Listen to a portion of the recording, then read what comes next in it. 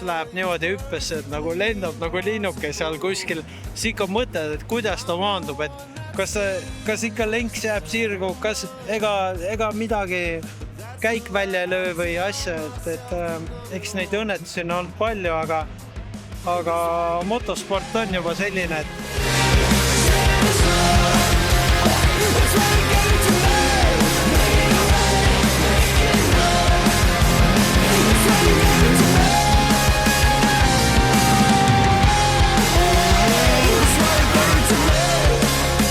võistlejaid on päris palju kohale tulnud, kõige suurem osalejate arv oli 65 masinaklassis, oli 37 võistlejat, et võistlejaid jagub, ilm on hea, korraldus on üliluks nagu Linnamaal alati, nii et midagi paremat on raske tahta Eesti motoklassis.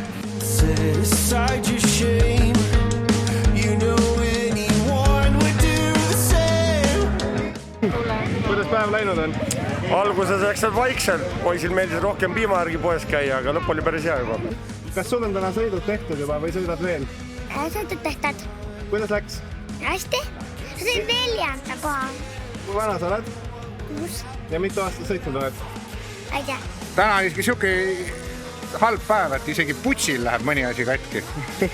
DCB-l läheb iga päev, aga putsil läks täna ka korra aastas ära. Aga saame hakkama, kohe uuesti jälle rauas on.